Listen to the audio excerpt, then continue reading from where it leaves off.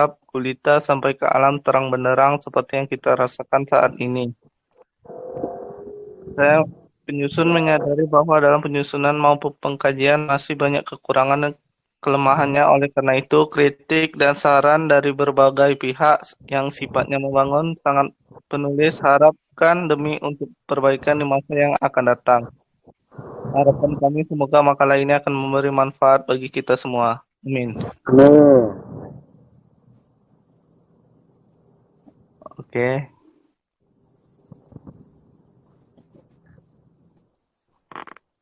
Oke, bab 1. Mawarid. Mawarid memegang peranan penting dalam kehidupan manusia sebab mawarid pada zaman Arab Jahiliyah sebelum Islam datang membagi harta warisan kepada orang laki-laki dewasa, sedangkan kaum perempuan dan anak-anak yang belum dewasa tidak mendapatkan bagian. Mawarid secara bahasa berasal dari dua kata, miraj yang mempunyai arti warisan. Di dalam hukum Islam, terdapat ilmu mawarid yang mengatur siapa saja yang berhak menerima dan berapa bagian-bagian yang berhak didapatkan. Ilmu mawarid juga disebutkan dengan istilah faraid. Menurut Syekh Muhammad Ali As-Sabuni, pengertian waris dari segi bahasa yaitu perpindahan suatu dari seseorang kepada seseorang yang lain, dari suatu golongan kepada golongan yang lain, baik berupa harta maupun ilmu berdasarkan sabda Muhammad SAW. Sedangkan menurut istilah waris adalah perpindahan kepemilikan dari orang yang telah meninggal kepada ahli warisnya yang masih hidup, baik berupa harta, hutang, atau hak-hak syariahnya. Adanya pembagian warisan dalam Islam dimaksudkan agar umat Islam mengamalkannya dalam kehidupan sehari-hari sehingga terjadi keharmonisan dan kedamaian dalam keluarga.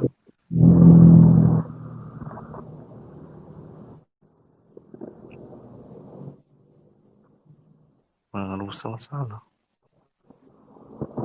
Selanjutnya akan dibacakan oleh Zulfa Sana.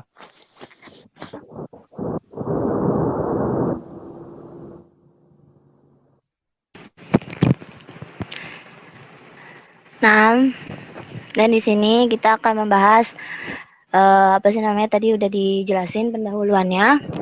Sekarang kita akan membahas rumusan masalah. Dan rumusan masalah ini ada 4. Apa pengertian kewarisan? Kedua, apa hukum mempelajari dan mengajarkan fikih mawaris? 3, bagaimana asas hukum kewarisan Islam? 4, apa sumber-sumber kewarisan Islam? Sebenarnya ada banyak. Cuma di sini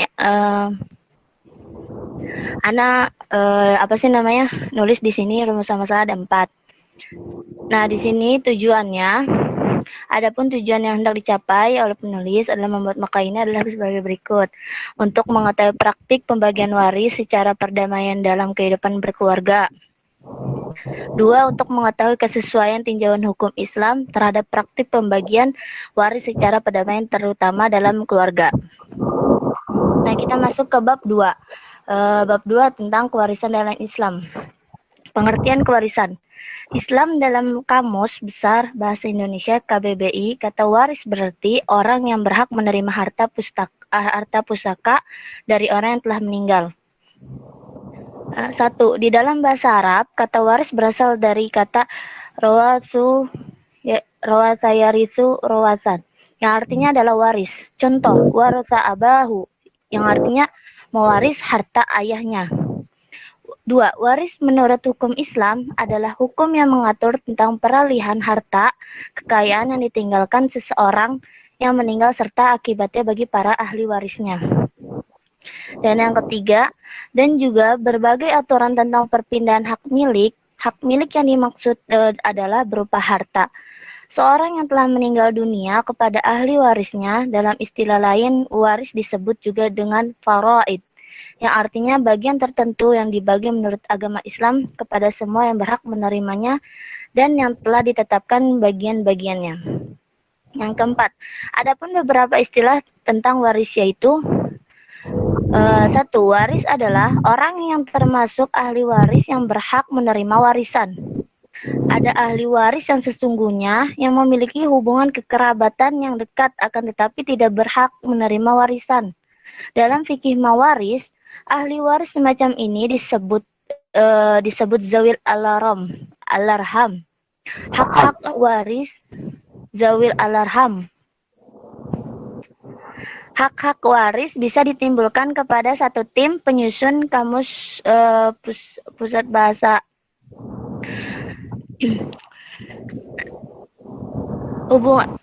Yang kedua, mawaris ialah orang yang diwarisi harta benda peninggalan, yaitu orang yang meninggal, baik itu meninggal secara hakiki, secara takdiri, perkiraan, atau melalui keputusan hakim. Seperti mawaris, murisun. Muris.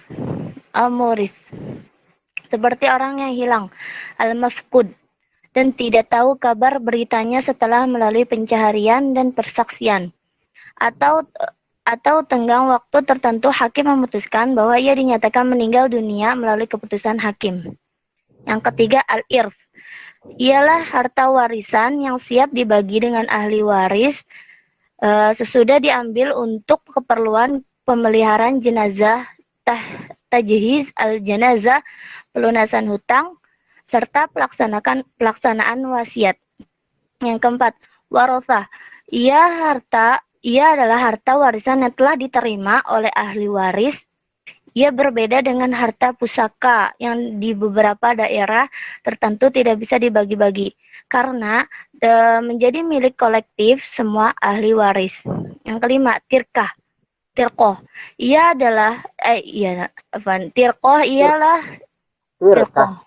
Tirqa ialah semua harta. Tirkatun ialah semua harta peninggalan orang yang meninggal dunia sebelum diambil untuk kepentingan pemeliharaan jenazah, pelunasan hutang, dan pelaksanaan wasiat yang dilakukan oleh orang yang meninggal ketika masih hidup.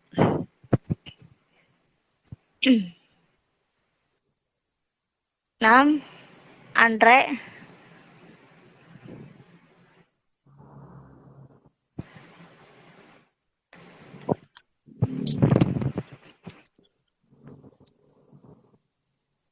Lanjut ya.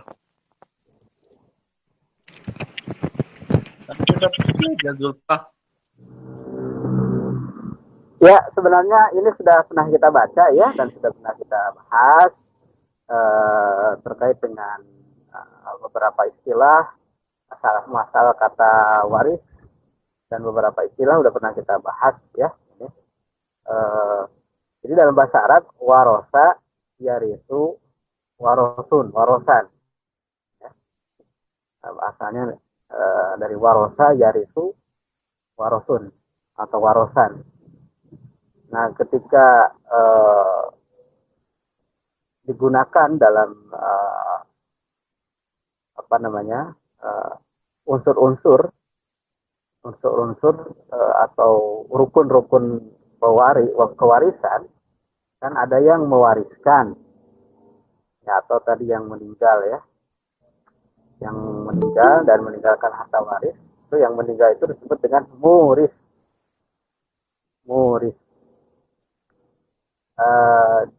Dan muris ini berasal dari kata aurosa yurisu. Aurosa yurisu. Oleh karena itu Rasulullah SAW bersabda kan bahwa para nabi itu lam yuris dirhaman wala dinara. Yuris artinya para nabi itu tidak mewariskan dinar, dirham, tidak mewariskan harta. Ya, nah, ada isim fa'ilnya adalah muris. Isim fa'ilnya apa? Muris. Gitu. Nah, dan yang menerima waris disebut apa? Warisun. Gitu. Yang mewariskan muris, yang menerima waris atau ahli waris, warisun. Dari kata warosa, yarisu, warisun.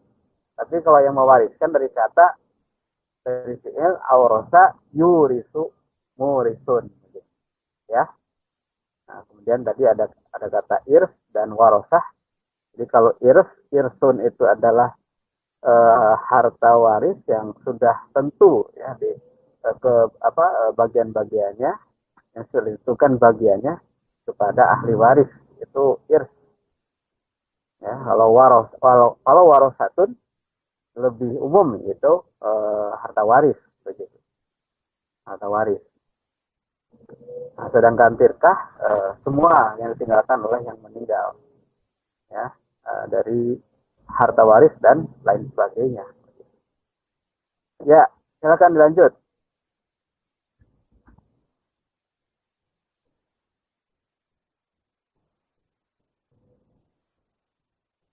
Ya, saya lanjutkan. Hukum mempelajari dan mengajarkan fikih mawaris. Agama Islam mengatur ketentuan pembagian warisan secara rinci dalam Al-Quran, agar tidak terjadi perselisihan antara sesama ahli waris. Agama Islam menghendaki dan meletakkan prinsip adil dan keadilan sebagai salah satu sendi pembentukan dan pembinaan masyarakat. Dapat ditegakkan, ketentuan tersebut tidak dapat berjalan dengan baik dan efektif apabila tidak ditunjang oleh tenaga para ahli yang memahami secara mendalam dapat melaksanakan ketentuan-ketentuan tersebut dengan baik. Untuk itu, keberadaan orang-orang yang mempelajari hukum waris merupakan keniscayaan. Para ulama berpendapat mempelajari dan mengajarkan fikih mawaris adalah wajib kifayah. Artinya, suatu kewajiban yang apabila telah ada sebagian orang yang mempelajarinya, maka dapat menggugurkan kewajiban semua orang. Akan tetapi, apabila tidak ada seorang pun yang mempelajarinya, maka semua orang dalam lingkungan itu akan menanggung dosa ini sejalan dengan perintah Rasulullah Shallallahu Alaihi Wasallam. Agar umatnya mempelajari dan mengajarkan ilmu waris, sebagaimana perintah untuk mempelajari dan mengajarkan Al-Quran. Artinya, pelajarilah oleh kalian Al-Quran dan ajarkanlah kepada orang lain. Dan pelajarilah pula ilmu faraid dan ajarkan kepada orang lain. Karena aku adalah orang yang akan terenggut atau mati, sedang ilmu akan dihilangkan.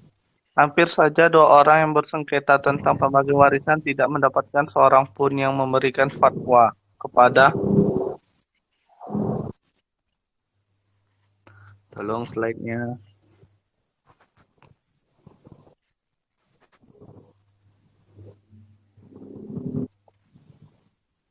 Kepada mereka. Hadis riwayat Ahmad Al-Nasai dan Al-Darqutni. Suaranya terputus-putus. Apa hanya di saya? Yang lain bisa dengar dengan jelas? Putus-putus nih Ustaz, nge-lag. Jaringan nih Ustaz, jaringan. Apaan? Hadis di atas menempatkan perintah untuk mempelajari dan mengajarkan ilmu waris sejalan dengan perintah untuk mempelajari dan mengajarkan Al-Quran. Oleh karena itu, mempelajari dan mengajarkan fikih mawaris yang semula fardu kifayah karena alasan tertentu menjadi fardu ain. Terutama bagi orang-orang yang masyarakat dipandang sebagai pemimpin atau panutan, terutama pemimpin keagamaan. Asas-asas hukum kewarisan Islam.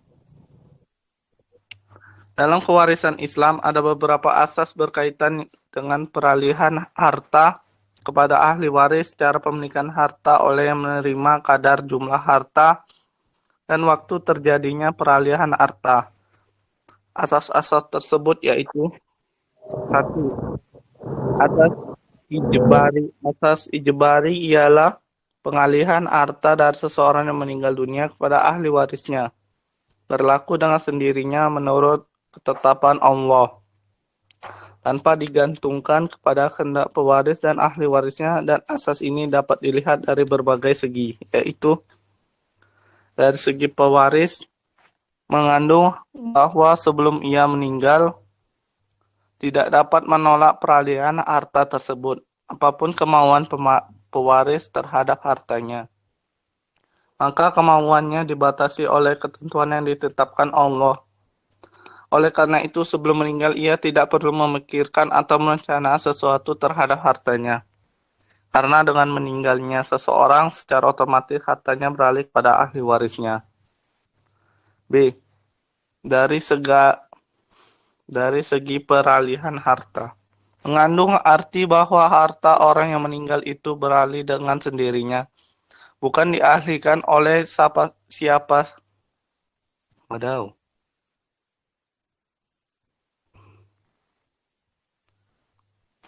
Oh, bukan dialihkan oleh siapa-siapa kecuali oleh Allah.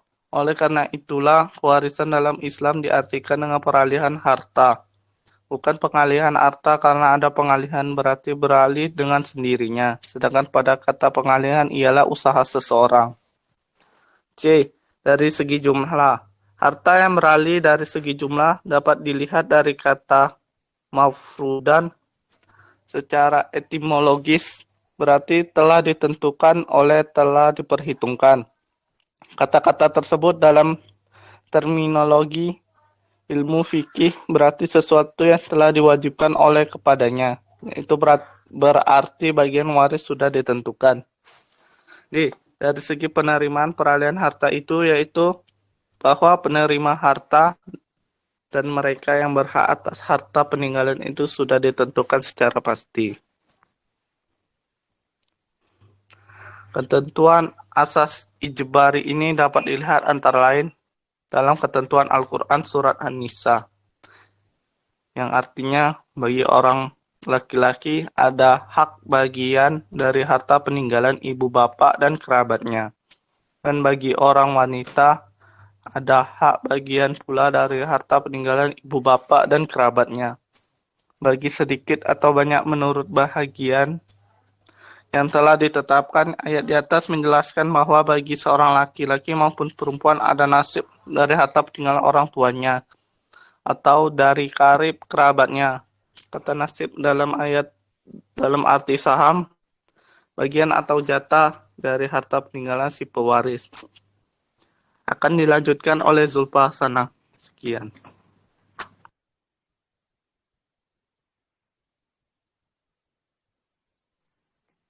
Ustadznya mana?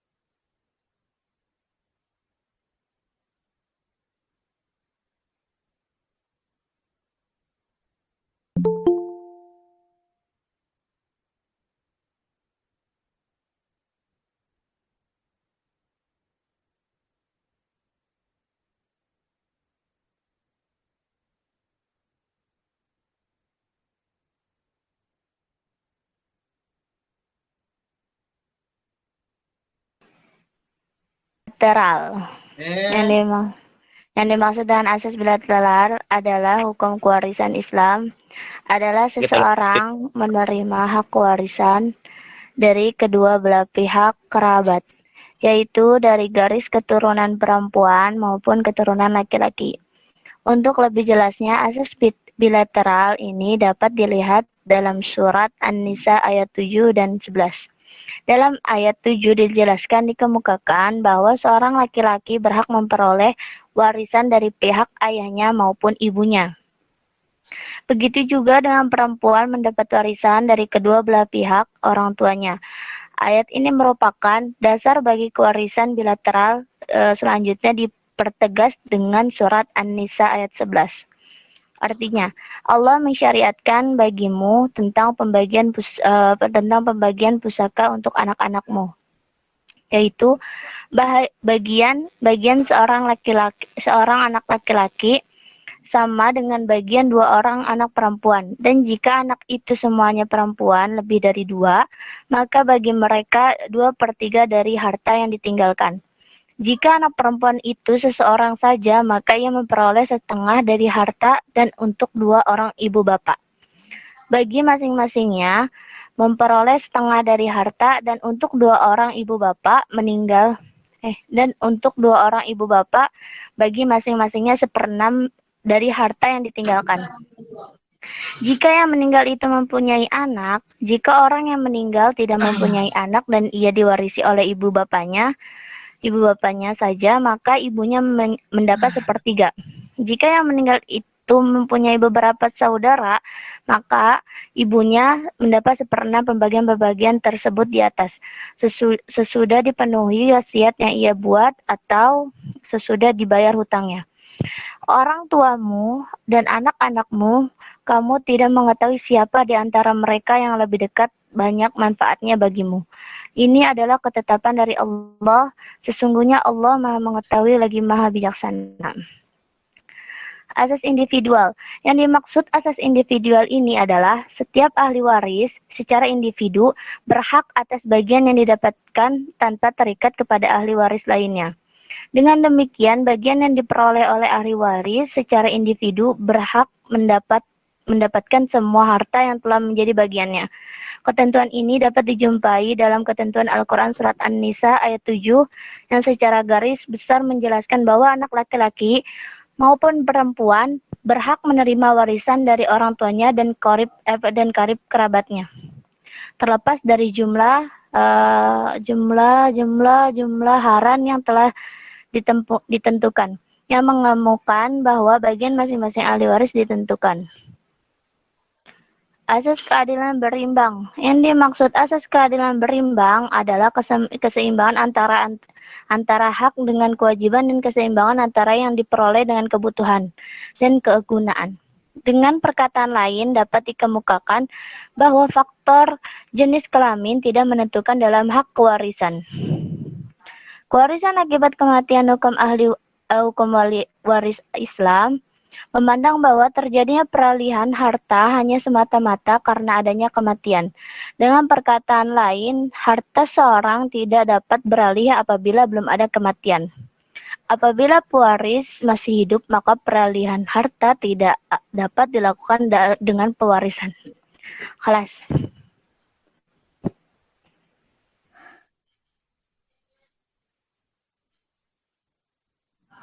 Ya, Afan baru gabung lagi tadi kayaknya terputus.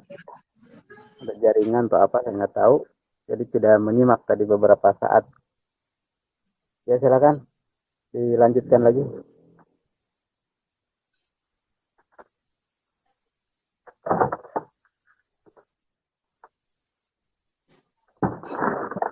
Halo? Ustadz, dilanjut sama Anwar, Ustadz. Oh iya, silakan War.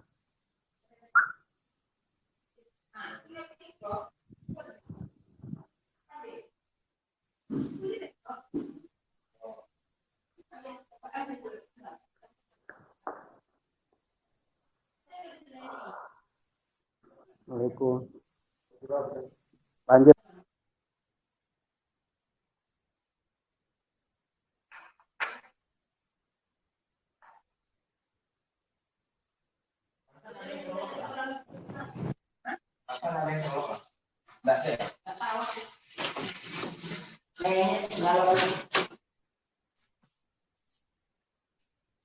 Assalamualaikum.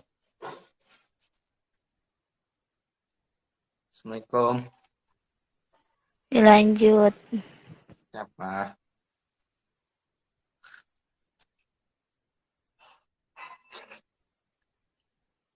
Siapa nih? Aku ya? Pak.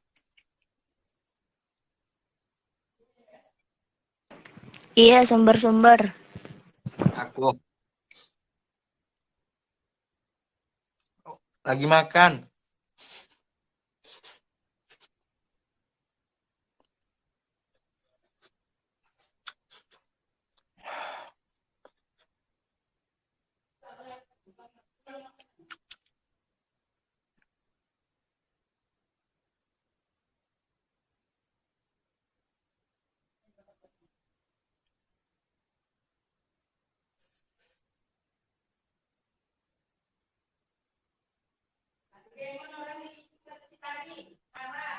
Ih, iya kok.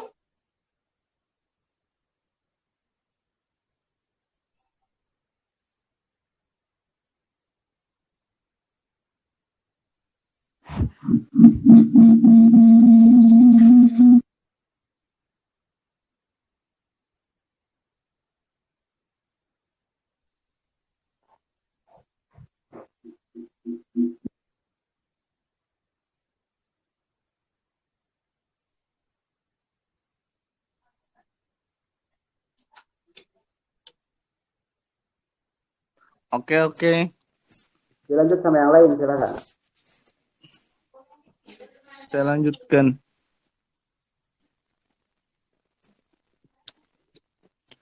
Sumber-sumber hukum kewarisan Islam.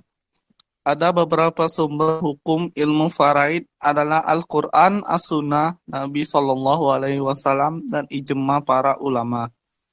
1. Al-Quran. Dari sumber hukum yang pertama, Al-Quran setidaknya ada 3 ayat yang memuat tentang hukum waris. Ada beberapa ayat yang berkaitan dengan kewarisan tersebut dalam surat An-Nisa ayat 11, yaitu Allah mensyariatkan bagimu tentang anak-anakmu, yaitu bahagian seorang anak laki-laki sama dengan bagian 2 orang anak perempuan. Dan jika anak itu semuanya perempuan lebih dari 2, maka bagi mereka 2/3 dari harta yang ditinggalkan. Jika anak perempuan itu seorang saja, maka memperoleh setengah dari harta. Dan untuk 2 orang, bagi masing-masingnya 1/6 dari harta yang ditinggalkan.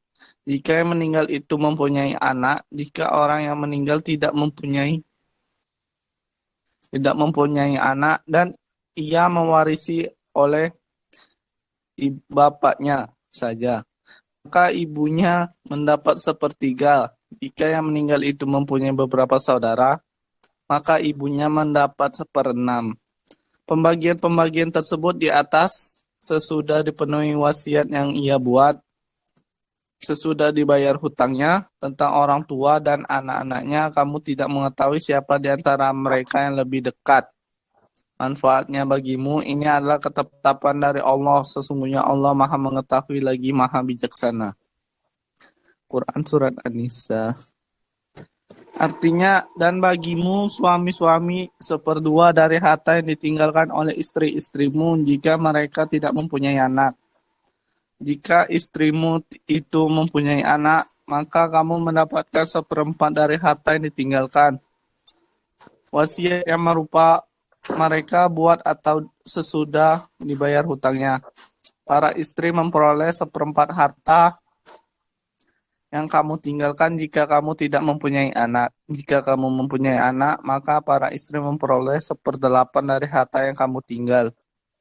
Sesudah dipenuhi wasiat yang kamu buat atau sesudah dibayar hutangmu. Jika seseorang mati, baik laki-laki maupun perempuan, yang tidak meninggalkan ayah dan tidak meninggalkan anak, tetapi mempunyai seorang saudara laki-laki seibu, atau seorang saudara perempuan seibu saja, maka masing-masing dari kedua jenis saudara itu 1/6 harta. Tetapi jika saudara-saudara seibu itu lebih dari seorang, maka mereka berkutu dalam yang 1/3 itu. Sesudah dipenuhi wasiat atau sesudah dibayar utangnya dengan tidak memberi mudarat kepada ahli waris, Allah menetapkan yang demikian itu sebagai syariat yang benar dari Allah. Allah mengetahui dan Maha Penyantun. Selanjutnya akan dibacakan oleh Zulfasana.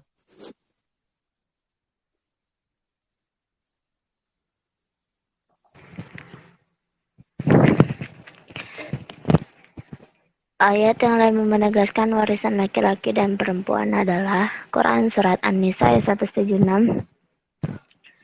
Artinya, mereka meminta fatwa kepadamu tentang kalalah.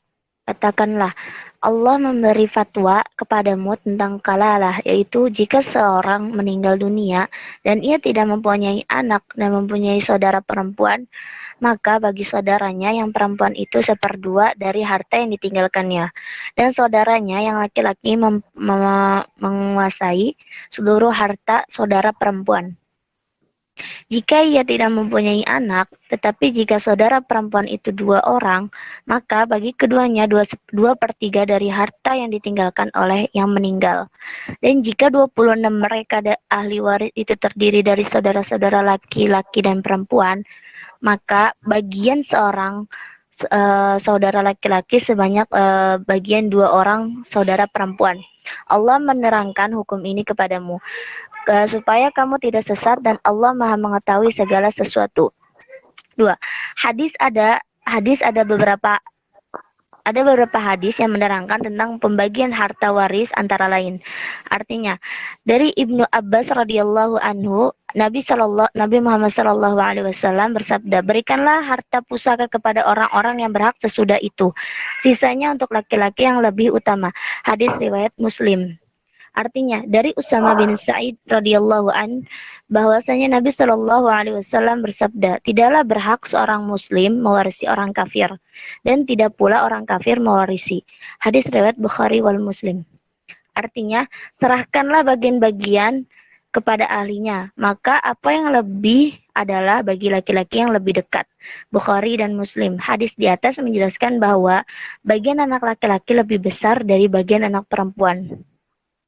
Yang ketiga, ijma dan ijtihad para sahabat tabi'in, generasi pasca sahabat dan tabi'in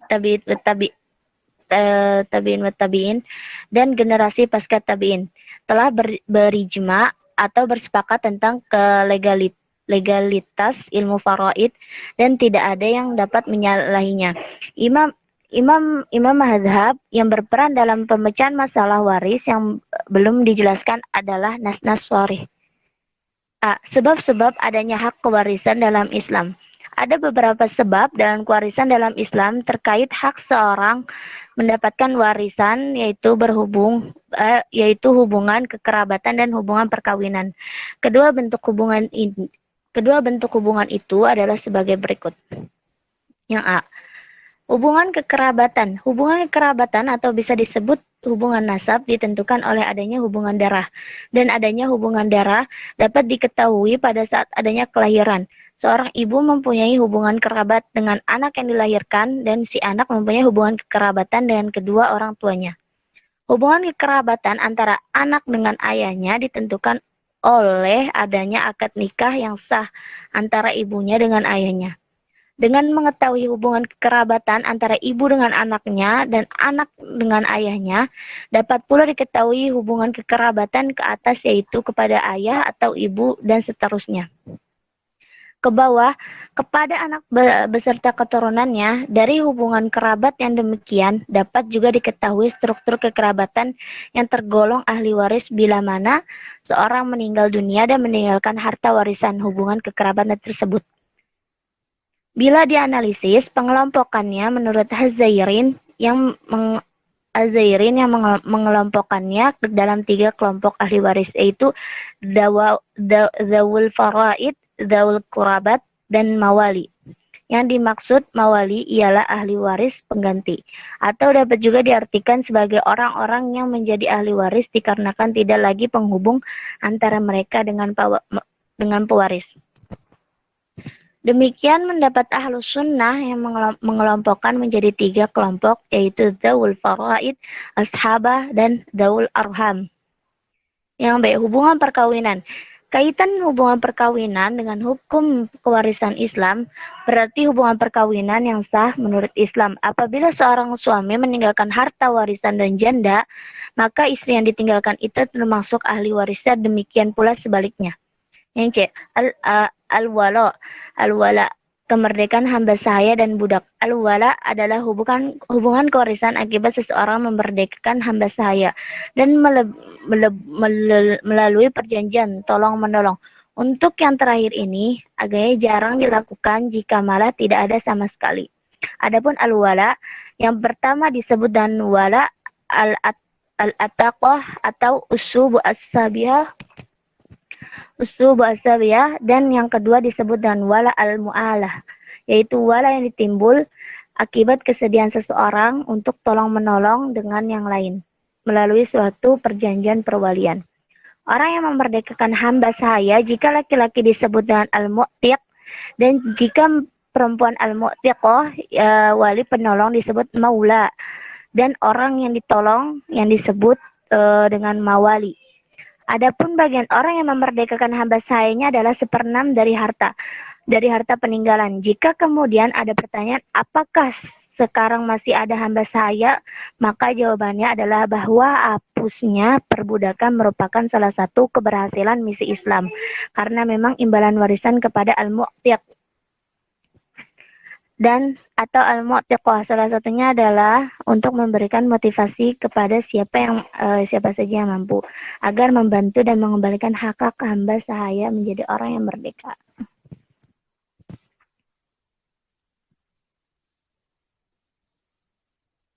Ustaz. Oh, udah beres ya? Baik.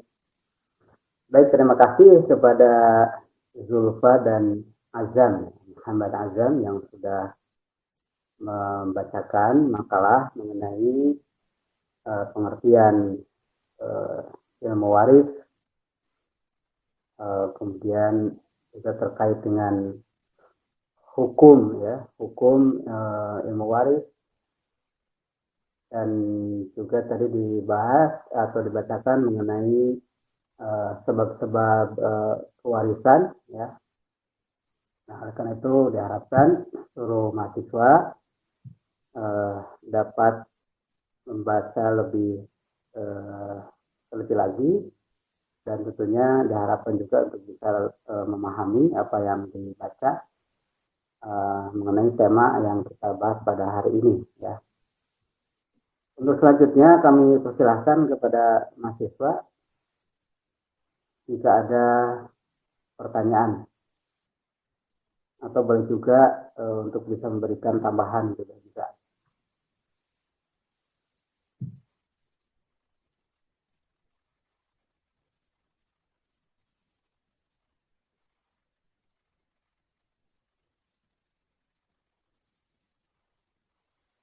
Ini yang hadir ada 17 orang, ya. Memang kendala sinyal kadang-kadang tadi saya juga tiba-tiba hilang sinyalnya dan tidak bisa mengikuti. Silakan kepada yang hadir, ada Fauzan, ada Adib, Salahuddin, Faiz, Ilham, Bambang, Ismi, Ahmad Fadil, Muhammad Raza, Muhammad Hatta, dan yang lainnya.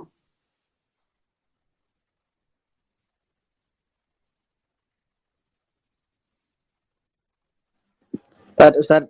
Atau cukup jelas? Alhamdulillah, cukup jelas.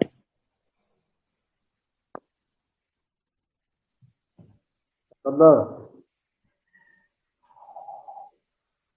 Bertanya Ustaz. Ya, maaf tadi kelas itu juga terkait dengan sumber-sumber hukum waris tadi sudah disebutkan dari Quran, dari Sunnah, dan Ijma' serta ijtihad. Dari Quran harap dihafal juga ayat-ayat yang berkaitan dengan waris, ya, itu juga dari hadis. Dan ini tentunya kalau kita perhatikan ayat-ayat waris itu sangat detail, ya, dengan menyebutkan bagian-bagian secara jelas kepada ahli waris begitu. Itu tentunya apabila kita menghafal ayat-ayat tadi, kita sudah bisa mengetahui bagian daripada masalah waris, ya. Ini berkaitan dengan ashabul furud, itu ahli waris yang sudah tentu bagiannya. Fadhol, silakan. Bertanya Ustaz.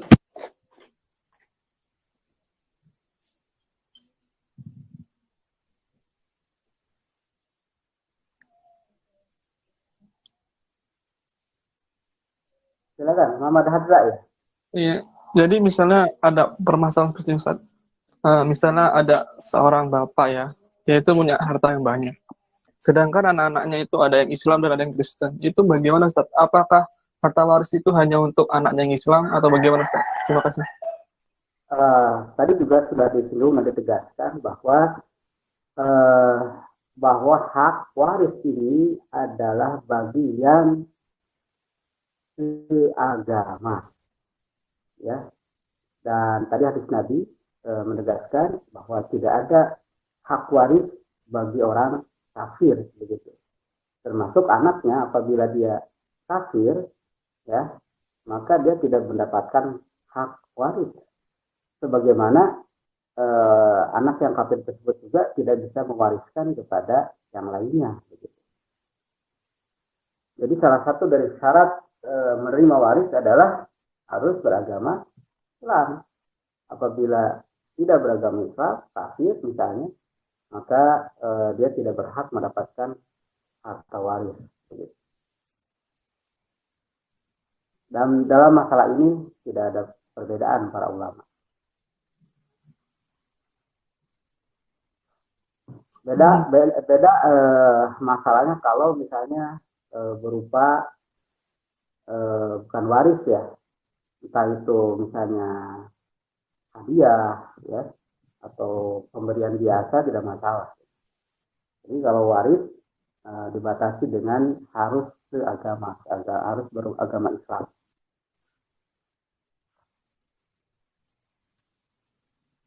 Cukup jelas, Hadra? Jelas, Ustaz, tapi kebanyakan orang tua di sekitar saya ini nih, dia itu sebelum meninggal itu sudah membagi-bagikan gitu, Ustaz. Itu berarti jatuhnya bukan warisan, Ustaz, ya? Bukan, itu hibah berarti, ya. Hibah. Jadi semua itu Kalau udah waris itu kan setelah meninggal. Warisan dibagikan setelah meninggal. Nah, ketika diberikan sebelum meninggal, bisa berupa hadiah, bisa berupa hibah, ya, pemberian biasa kepada anak-anaknya. Dan itu memang kadang-kadang digunakan oleh beberapa kalangan masyarakat, ya, untuk menghindari perselisihan di antara keluarga, begitu. Sehingga sebelum meninggal itu sudah dibagikan secara hibah, ya, atau hadiah kepada anak-anaknya, gitu.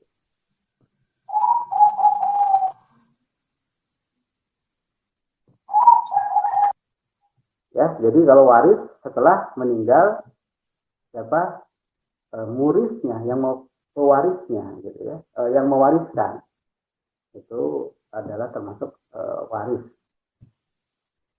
Jadi kalau dibagikan sebelum meninggal, ya bukan lagi masalah waris, tapi itu adalah hal yang lain, hukum yang lain, gitu.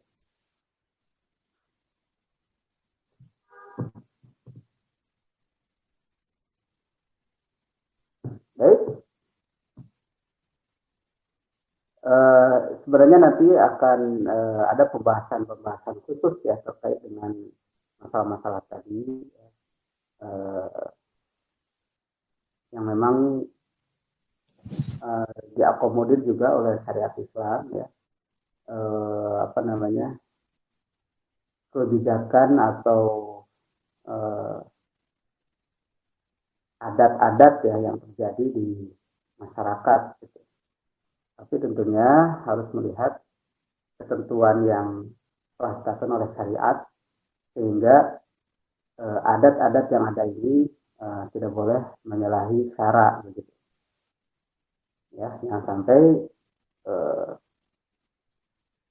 ketentuan-ketentuan waris yang sudah ditetapkan dalam Al-Quran Syarif, ya, itu dilangkahi, atau tidak diterapkan, begitu. Ya, begitu. Jadi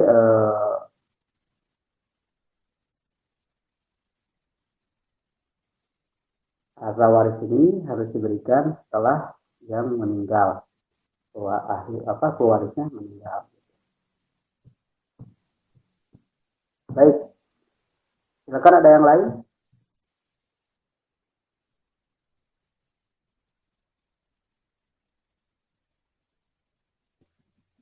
Ada, Ustaz. Tafadhol.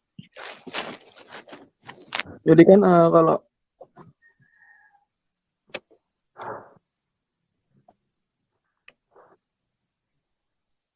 Silakan. jadi kan kalau membagi warisan itu kan udah ada udah ada hukumnya dan udah ada syariatnya Ustaz ya. Hmm.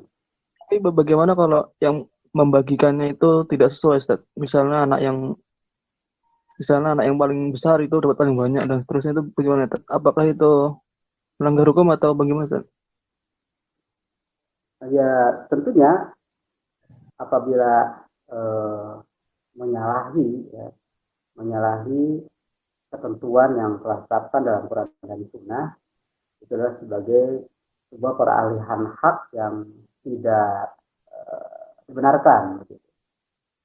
Biasanya anak yang paling besar biasanya memang merasa paling bertanggung jawab terhadap adik-adiknya, begitu, sehingga dia merasa harus mengambil lebih banyak daripada apa yang ditinggalkan oleh orang tuanya, begitu.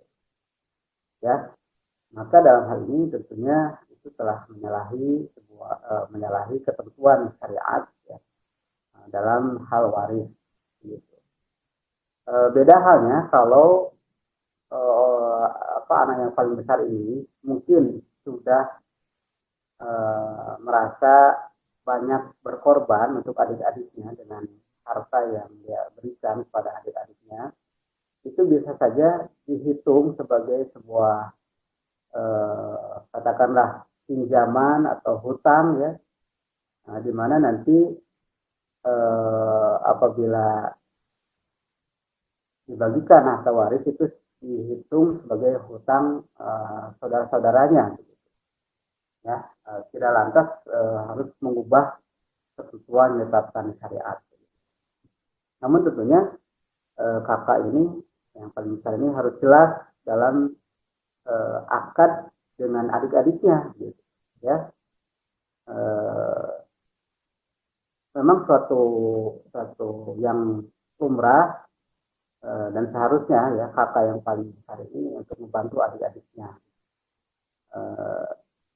Tapi tidak lantas ketika ada pembagian waris mengubah ketentuan yang ditetapkan oleh syariat.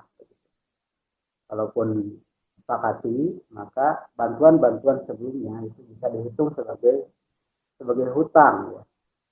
Tapi tentunya dengan kesepakatan yang sampai di awal itu hibah atau memberikan aja begitu bantuan. Tapi ketika sudah meninggal orang tuanya, ada catatan dan itu dianggap sebagai hutang. Gitu. Jadi harus ada akad sebelumnya dengan adik-adiknya itu bahwa harta yang diberikan ini sebagai sebuah hutang yang nanti akan dibayar ketika harta waris dibagikan. Gitu. Tanpa harus mengubah ketentuan syariat tentang pembagian yang telah ditentukan itu. Ya.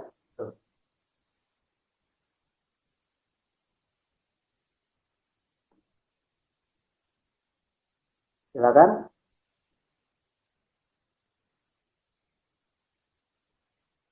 Nah ini memang kasus di masyarakat dan keluarga muslim itu banyak sekali muncul ya. Nanti tentunya akan selalu kita diskusikan insya Allah ya bagaimana solusinya.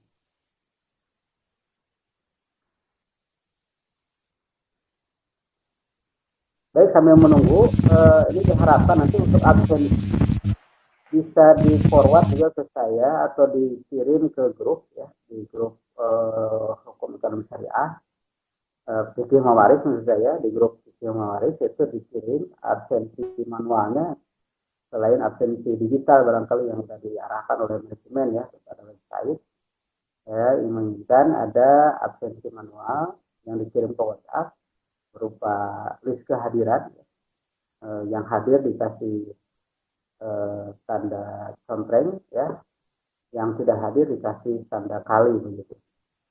Ini setiap pertemuan ya, harus di-share di grup fikih mawaris untuk menjadi pedoman bagi saya dalam menetapkan kehadiran. Gitu. Karena hari ini yang hadir hanya 19 ya, dari 28 ya, 29 atau 28 mahasiswa. Tentunya ini sekitar 12 tidak hadir, cukup banyak begitu. Maka sesuai dengan yang kita sepakati di dalam kontrak perkuliahan di awal bahwa kehadiran itu minimal 75%. Maka yang tidak hadir ini harap ada konfirmasi ya ke saya secara langsung untuk nanti bisa dipertimbangkan izinnya seperti apa gitu, sehingga tidak mengganggu nanti rekapitulasi kehadiran di akhir semester.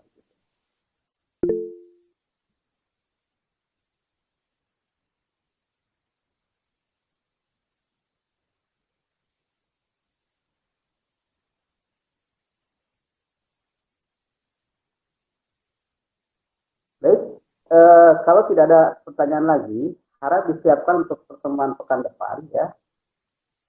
Harap disiapkan untuk pertemuan pekan depan. Mungkin kita bisa bahas dua tema sekaligus, karena tema berikutnya itu tadi juga sudah disinggung sebagian ya. Coba di share jadwal pemakalahnya.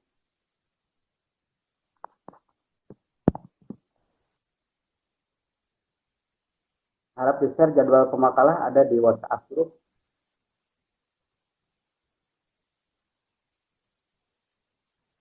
Untuk kesulitan ya, saat saya lihat.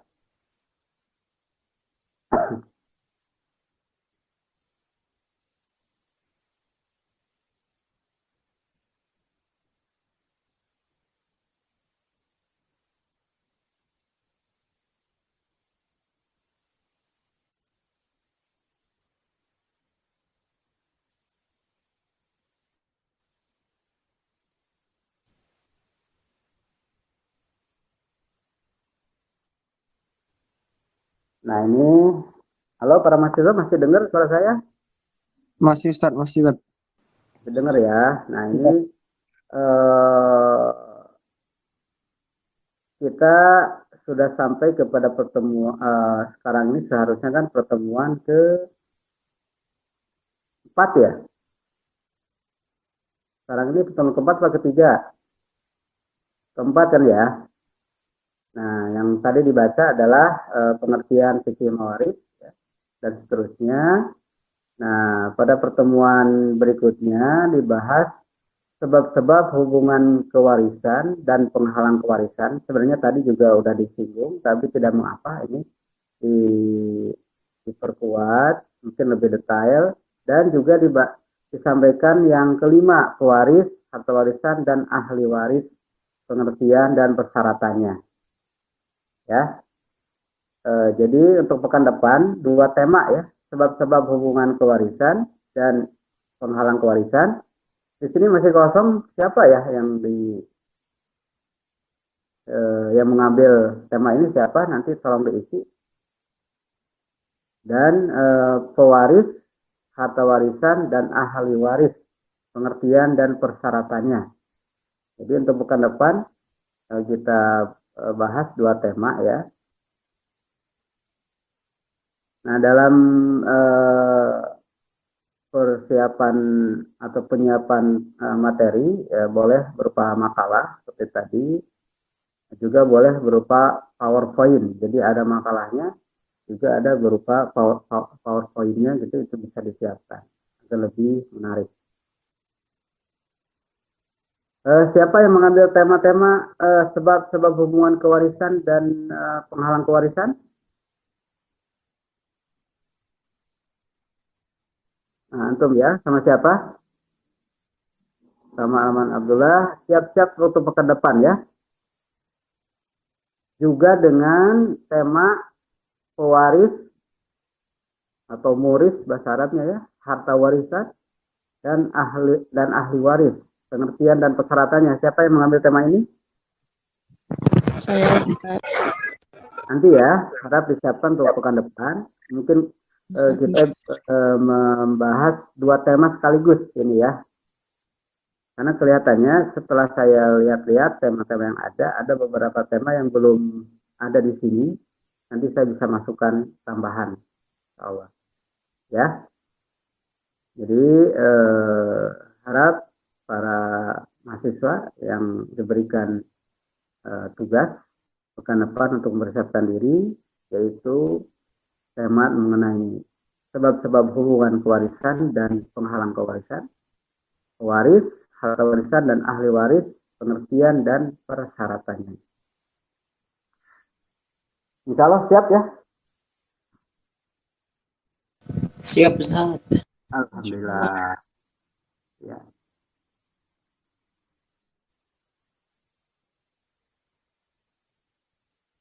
Baik, silakan kalau masih ada komentar, pertanyaan atau hal lainnya terkait dengan tema kita pada pagi ini.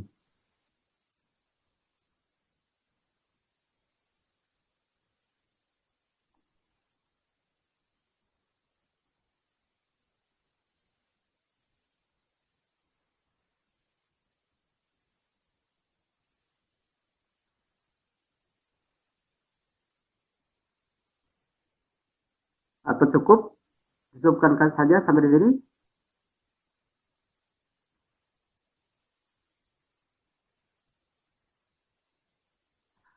Halo?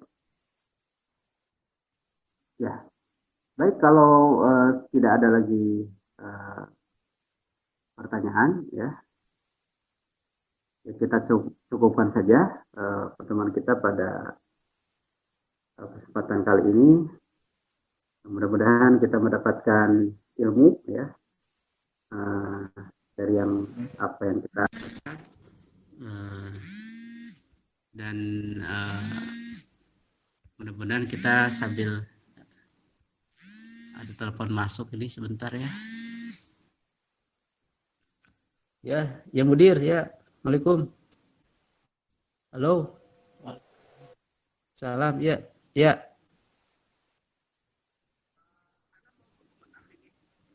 Ya sebentar, Ana mau ngaji 10 menit lagi. Kapan, jam berapa? 10 menit lagi. Oh iya, ya. Ya, Assalamualaikum. Halo, para mahasiswa masih menyimak saya? Masih, Ustaz. Ini soalnya di layar saya menghilang ininya ya, Google Meet-nya. Kalau ada telepon masuk atau buka yang lain, ininya layar Google Meet-nya menghilang jadinya. Jadi saya tidak bisa mantau ini. Baik, jadi begitu ya.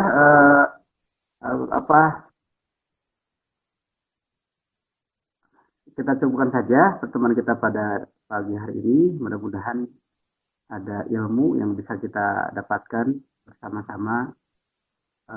Dan mudah-mudahan kita semakin terbiasa dengan budaya keilmuan yang memang lebih mengedepankan kepada keaktifan mahasiswa dalam pembelajaran ini ya. Sembari juga antum belajar secara mental juga untuk bisa menyampaikan apa yang ada dalam pikiran antum. Itu tidak mudah ya. Kalau belum terbiasa kita menyampaikan gagasan, kemudian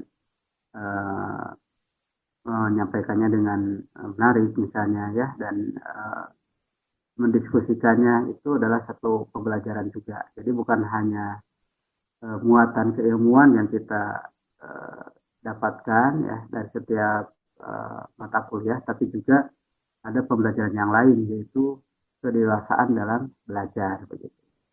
Itu sangat penting ya. Jadi kedewasaan dalam belajar ini memang sangat tergantung kepada keaktifan mahasiswa dalam setiap mata kuliah ya, dengan banyak secara mandiri membaca literatur yang berkaitan dengan pembelajaran ya, kemudian menyampaikan pendapat dan berdiskusi. Ini adalah bagian dari pembelajaran secara langsung maupun tidak langsung yang kita akan dapatkan dalam perkuliahan begitu ya. Jadi begitu para mahasiswa ya, mudah-mudahan lebih baik lagi di masa yang akan datang. Dan terima kasih kepada semuanya. Aku qouli hadza, astaghfirullahaladzim wa lakum. Wassalamualaikum warahmatullahi wabarakatuh. Yang bisa